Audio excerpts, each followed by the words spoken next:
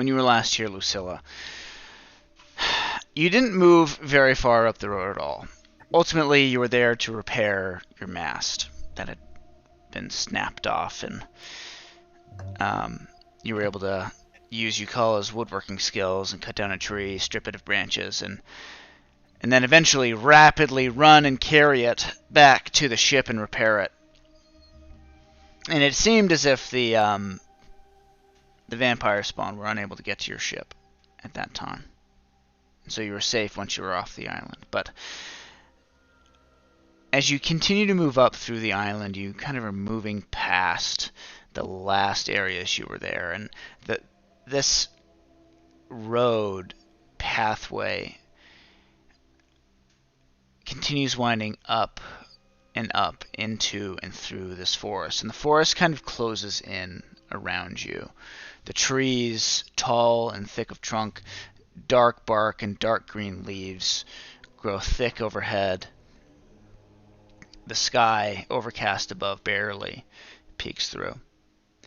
And the sky is darkening because the sun is setting.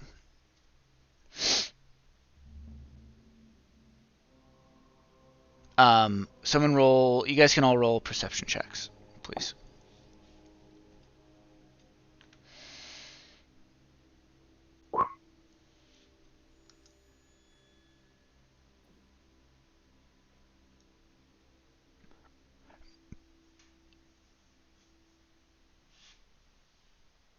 I ain't heard shit.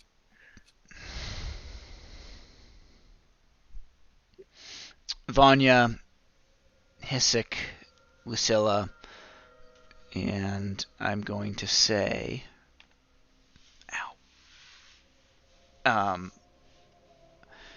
Tara. You hear quiet rustling and snapping of branches off to your left and right.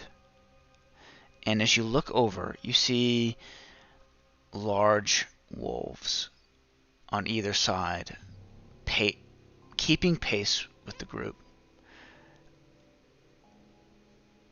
There's 2 to the left, 3 to the right of the trail. They're just kind of loping alongside, maybe 20 or so feet off to either side of the track you're running. And their eyes kind of glow with a white reflective light, and they just pass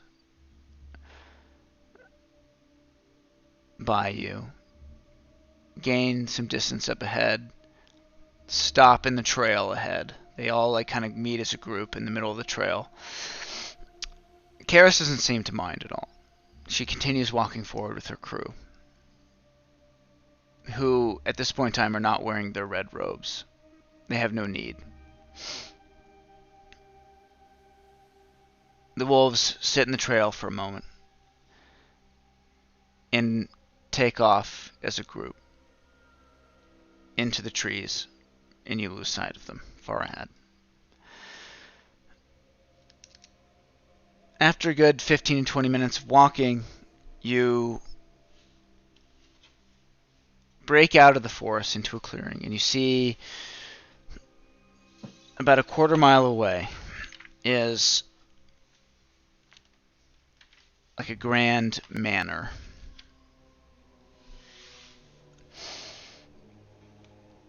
Two-story,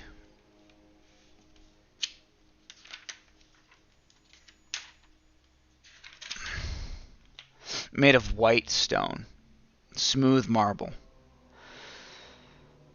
You see a tall, dark wooden door, double set of doors as the front door, with a balcony over top of it. Beautiful, intricate windows, multiple panes each. A flat roof, 2 stories, with a large dome at the top, a glass dome towards the back of this property. Out front you see a large fountain, gushing clean water. And soon enough, you guys arrive at the manor.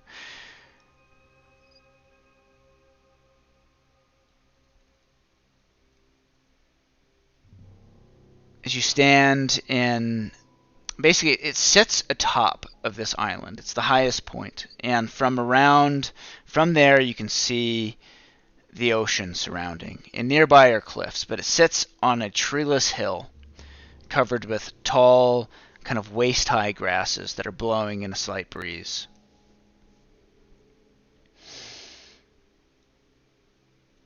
The front of the house has like shrubbery on it. This is not maybe what you would have expected, considering the macabre nature of Karis's ship. This is opulent and seems to feel full of life.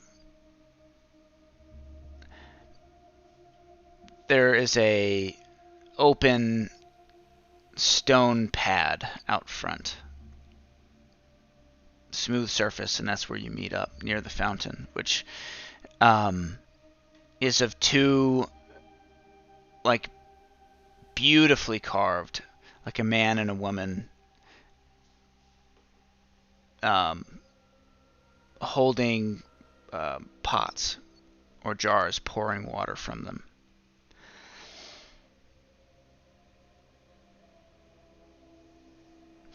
Karis turns, looks at you.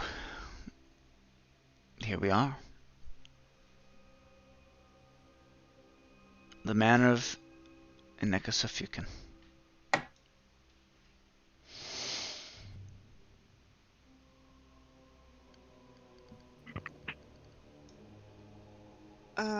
Alright, do we just knock on the door, or? No, word has been sent ahead. He knows we're here.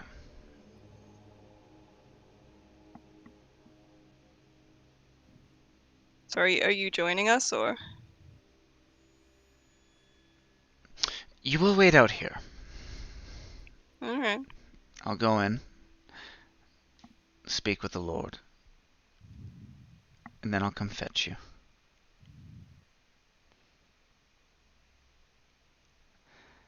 See you soon, Brayden. She turns on her heel and walks up a set of marble steps to the two front doors, opens them, walks through, and closes them behind her. And there you stand with 10 of her crew, all with two scars rather, on their neck, all pale-skinned. One of them is Slim Jim, and the other one is Osai.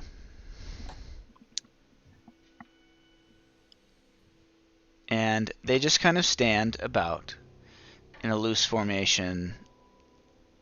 They seem to be watching you, but casually so. What do you guys do?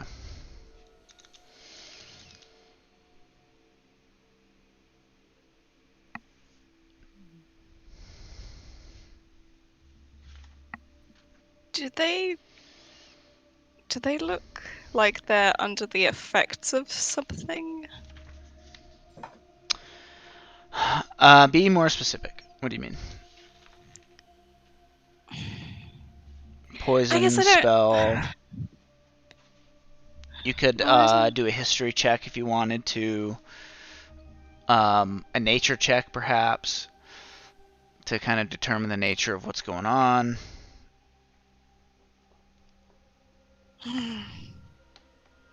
I don't know. Do they look like they're being like mind controlled or something? I don't know what that would come under though as a check. An enchantment or a spell? Yeah. Roll a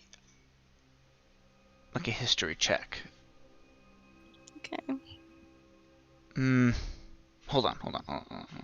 Right.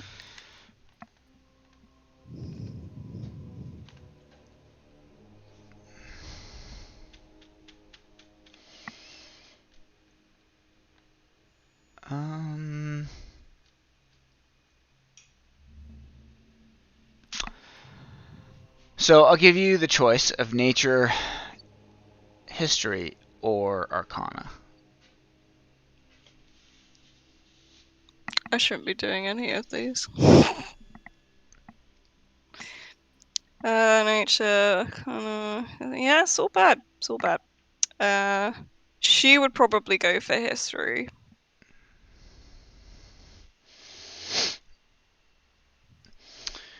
Um,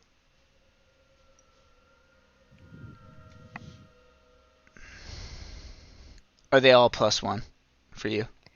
Yeah, Ultimately. well, that's what it says on the luck No, stone. no, I It's mean, skills. for your modifier, for your intelligence stuff. Yeah, it's just a +1. Yeah, I don't think I've got. And the only one I've got is investigation that I've got. Okay, so thinking Proficiency. back to things you've read, legends you've heard, vampires are known to create thralls, but they're not. Thralls is probably the closest word because they're not enchanted, they're not entranced, but they are basically like biologically beholden to their vampire lord, whoever created them.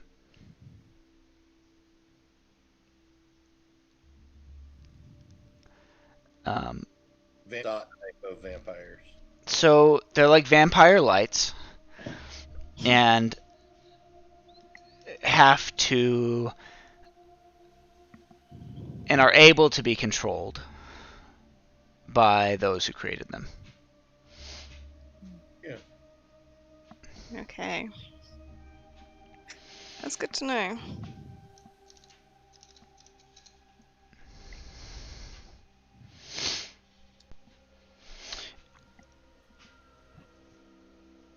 Unless you guys mention anything or want to do anything.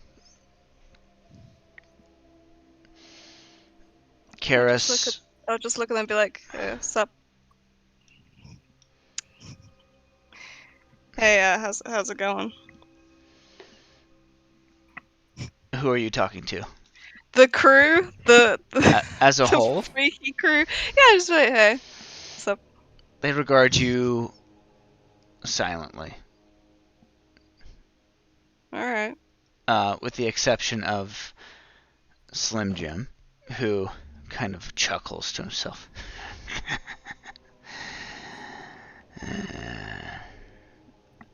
Hey, you know, hi, you know, I'd like to know what's so funny, you know. I like to laugh. I bet you do.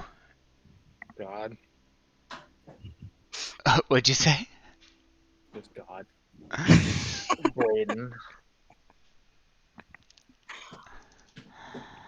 I bet you find lots of things funny. Yeah. I mean, no, not this situation. This is super serious. Oh, yes. It is.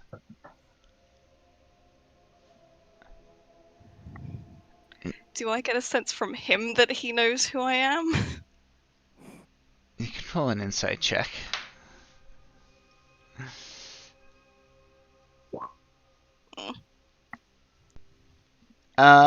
No. You don't. Alright. I'm utterly convinced this disguise is flawless. A short time later, Karis opens up the doors once again. Welcome to the manor. Come in. And the crew looks at you expectantly.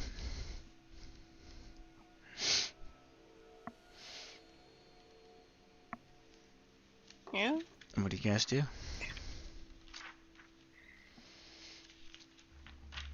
Guess we're going in! Yeah, we're strolling It's, into the Death Manor. Oh no. Do we have anyone guarding our ship? Or are we just gonna let them, like, No! go through it? Oh. Okay. Yeah, where'd we leave Thrak? Thrak was with the gnomes! Oh no. To be We fair, he's got probably. him, didn't we? He's safe No. right now, right? Yeah, I was gonna say he's probably having a good time. I think they'd treat him well. So sometimes I autopilot you guys a little bit, just to kind of keep things moving. If I decide to do something, as an example, like I said, you guys lowered a ship and set to shore. Stop me at any point in time and say, hey, no, we do this instead, or we want to do this, we want to make sure we leave someone behind, or whatever. That implies we have ideas. You do have ideas. Just make sure that I'm not, like, ignoring things you want to do, or doing things you don't want to do, and vice versa. The only thing I would say is we could leave Terra behind, but I don't know that she would be safer there. I think that's she'd. the long haul. I don't know. Yeah. Yeah, so I'd rather just keep us all together. Could leave Hiss's eye. I don't know. We could. Just pop it out of her head and have it sit on her hat. Then you can have an eye patch. Yeah. I would allow it if that's what you wanted to do retroactively. Literally keep an eye on the ship. Yay! Dun, dun, dun, dun, dun. Nah, I only have a certain range on it, so I can't see Oh, that far. gotcha. Oh. Okay. I act as if I remember the stats I gave it. So, dude, newsflash, guys, I make things and then I trust you guys. That's it. You guys, shouldn't. You shouldn't. you guys are better at D&D than me, so I just trust you guys to remember everything. We have less to remember than you do. Yeah, I wouldn't say we're better. No. I still think the funny part about the eye is the other upside it has is that it can see in the dark as though it's normal light. But like kobold, so already almost there already. But Yeah. all out my face. Oh, my back. All right. Again, Dude, I did something. I went to one of those. We have those trampoline parks out here. Oh no. no. Yeah, I've got 5 kids, so it's a place we go to on a fairly Oh, regular they basis. must have the best time. Oh, they love it. And they get pink eye from there. It's great. But Oh great. Oh good. they're the worst. But they're fun. And I jumped into a foam pit and did something to my back like 2 weeks ago, and it's still just like. Fuck. Yeah, and then I like do jujitsu and I go work out and I don't like let it. You do jujitsu? I do, yeah. Cool. I've been doing it for about a year. That's cool. Not for my back. No. Anyways, No. moving on. So, you guys move into this manor, okay? And the first room you move into is this circular, foyer, entrance hall. To your right and to your left, 2 hallways extend. The hall itself is about 30 feet across diameter, and it's circular. To your left and to your right, at angles, 2 hallways extend. One is about 15 feet long. The other one is maybe about 30 feet long. You can see to the right there are a couple doors, 2 doors actually set into the walls, the inside wall of that hallway, the left wall of the hallway. And on the left hallway there's 1 door set onto the right wall. I'll get you guys a map next game. Oh god. On one of the walls of the circular portion, on either side, to the left and right, there's a spiral staircase that goes up to the 2nd floor. Ahead of you, there's a hallway that continues into a 15-foot by 15-foot room.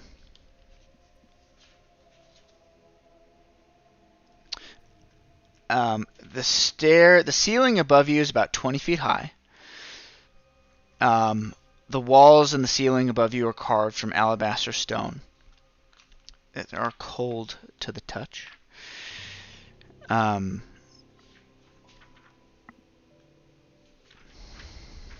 me see here.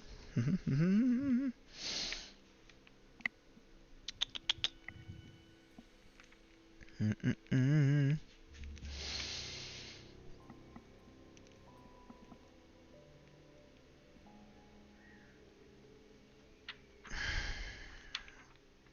All right, so you move forward into this 15-foot by 15-foot room.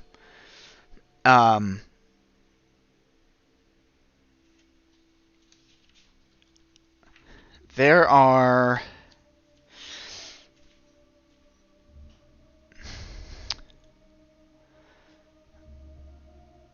this room itself is basically empty.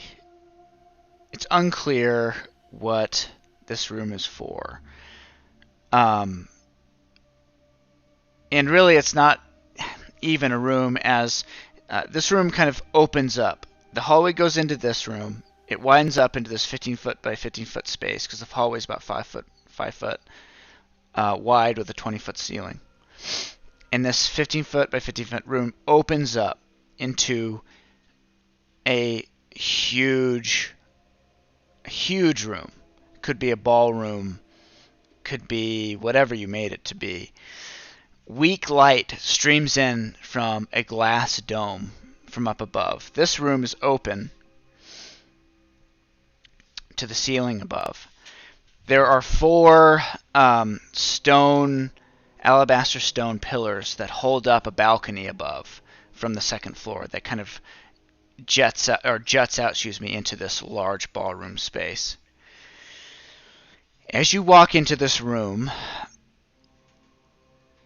on the far end, so lengthwise,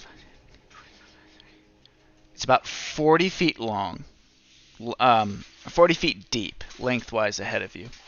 And it extends to the left and right of you.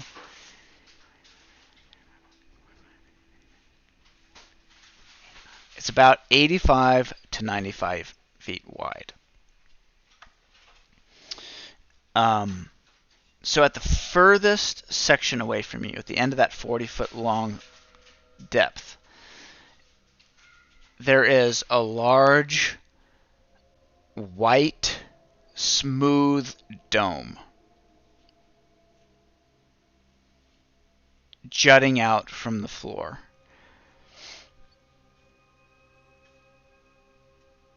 It's about 20 feet by 20 feet.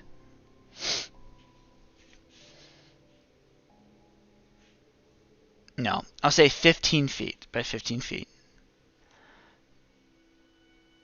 And atop of this dome is a throne.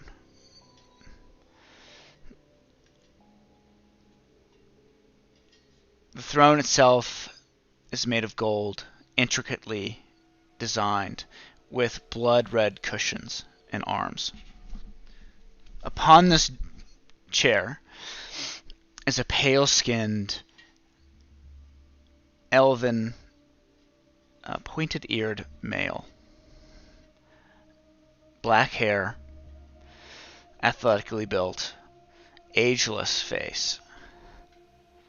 And he watches you with an intense gaze as you enter the room. You recognize this man from the painting you've seen as Aneka. But he's not alone in this room. In fact, it's quite the opposite. There are many people in this room lounging about on pillows, daybeds, sofas. It's both haphazard and orderly.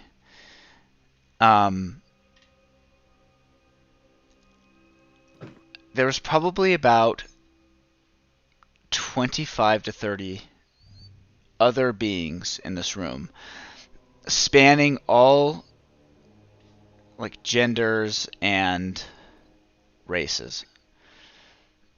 They're all pale-skinned. Despite whatever race they are, whether that be tiefling, dwarf, elf, human, gnome, halfling, all humanoid, they have pale skin, and you recognize again that all of these individuals have 2 pinprick scars on their necks They are all in various states of PG-13 undress. Early 2000s, guys.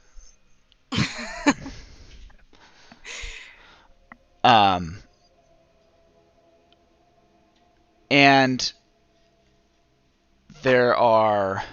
there's food and drink, conversation, and beyond going on. And as you enter the room, the attention of all of these people, or most of them at least, turns to you.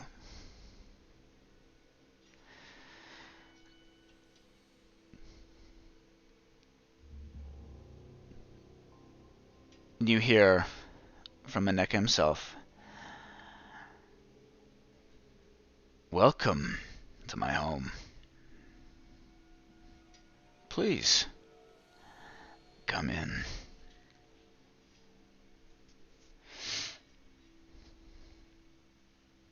And he indicates with his hand, open, to an open area before him. Karis is standing next to him, next to the throne. Hold on one second.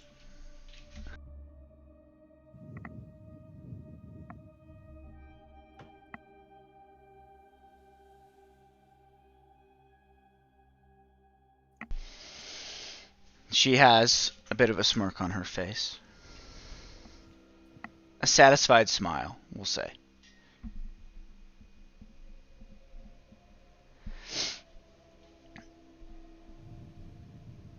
What do you guys do? They seem friendly.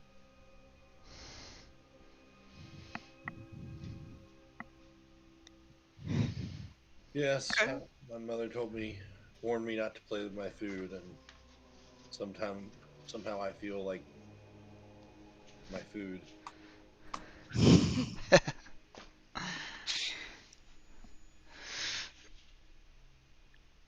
Well, Yeah. following your lead, Bradley. So you walk forward, Sure. stand before him, and as you're moving forward, you just feel the weight of all the eyes in the room inspecting you, evaluating you, watching your every move.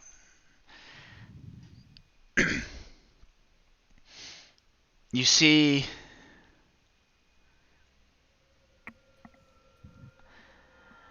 as you were walking forward, Aneka says, "I'm thirsty.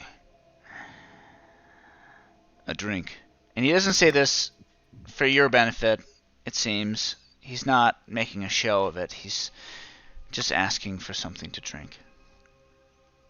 And he makes a motion with his hand. And you see, and mind you, everyone here is wearing like white clothing. It seems to be standardized here.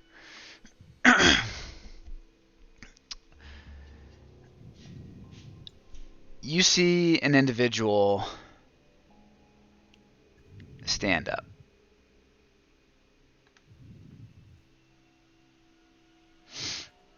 He's shirtless, wearing like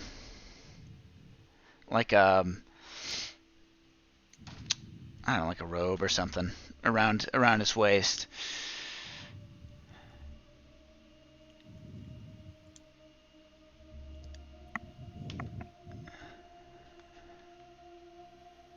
He's got long brown hair, darker skin, and he stands up and is carrying over a pitcher of dark red liquid.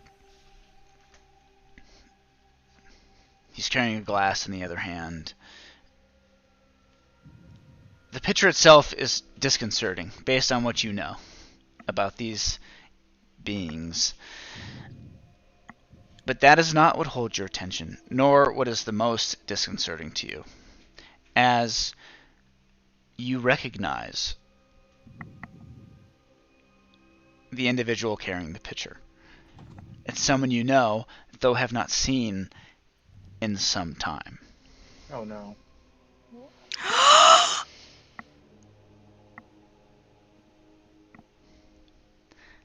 soon as you said brown skin and hair. You, in a flash, those of you who know him, recognize Ixley Sanat. Son of a bitch. 2 pinpricks on the side of his neck. As he walks up, he pours a goblet full of red liquid, viscous red liquid, and hands it to Aneka. Aneka looks over. Thank you, Ixley. You served me well. And this is actually roll perception check. This is a conversation that isn't for you. Okay. What, like everyone? Yeah, sure. Everyone has a chance to hear it. It's a quiet. Okay. Nope. Vanya, Lucilla, Hisik. As you're walking up and seeing this, you feel this drop in your stomach, coupled with this flash of, almost electric flash of recognition, as your brain is trying to comprehend and process all of what your senses are bringing in. The 3 of you, this means nothing to Tara, really. Oh. But the 3 of you hear him lean over and in a condescending,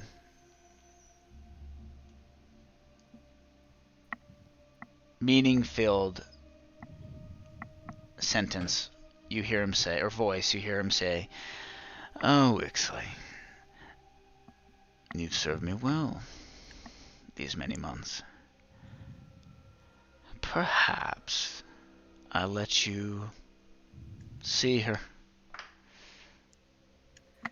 Just perhaps. I'll think about it."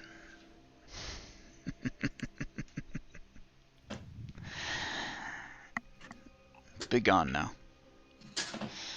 Go on. Shoo. And with that, Ixley turns, slowly walks away, and sits back down on the ground.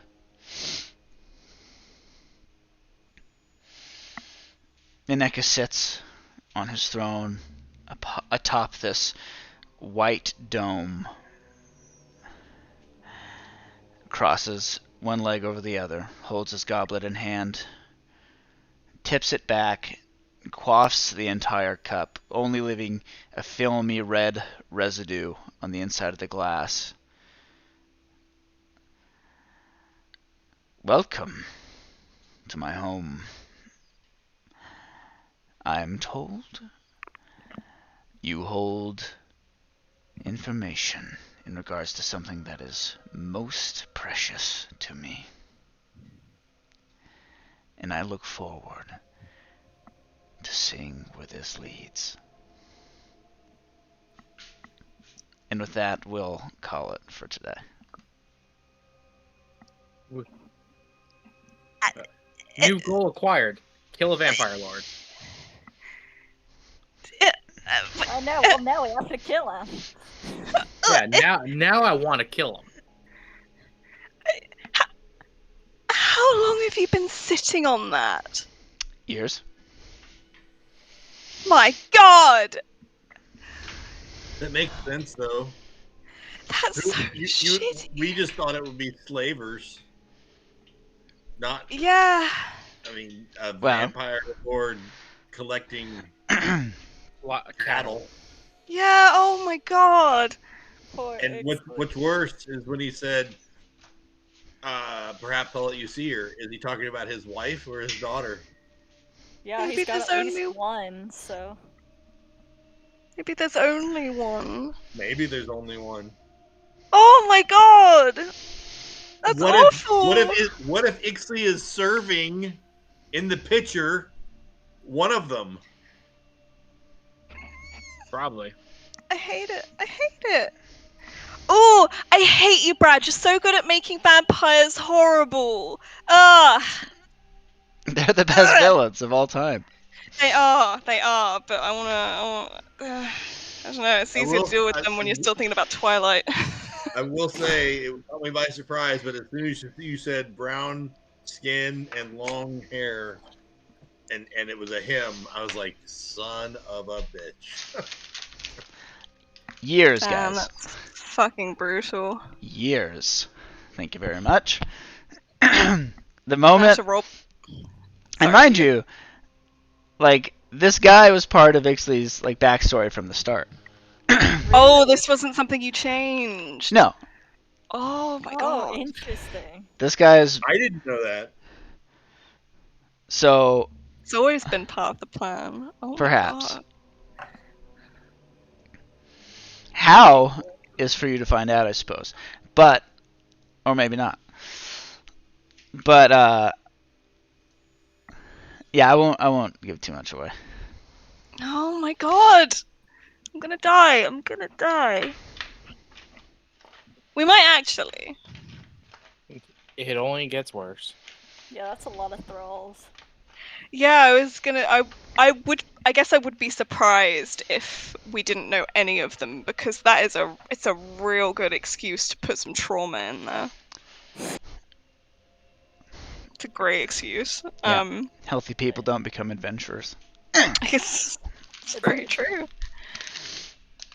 And I have to roleplay this entire conversation as fucking Brayden.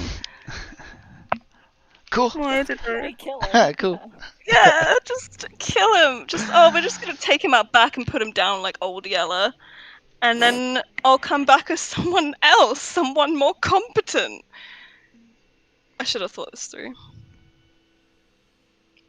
I don't know. I think your sister suspects something. Just probably not Lucilla yet. What do you mean? It's perfect sky. How this bumblefuck became the captain of an accomplished pirate vessel. You won rock, paper, scissors. Like. Yeah. All right, guys. Well, I have to go to work. So, thanks for playing. Alright. Yeah, that was great. Thank you. Where's that was the- great. Should we update the schedule here? Yeah, I can put Oh, more yeah. dates in. Yeah, because I only Uh, went to The July. 24th looks good. Not for me. Not for you. Hey, Brad, please, take over from me. Please. I shall don't want to not. do this. Oh God. Yes, I'll be in France, and it's also my dad's birthday, so it's a double whammy. I absolutely can't be there. I think I can be there for the first. Boink. All right. Well, we'll figure that out. And Yeah, I'll I'll see put- you guys later. Put the dates in. Okay. Thank I'm you. Bye, guys. the one who screws it up. See ya. Oh. Yeah. Bye.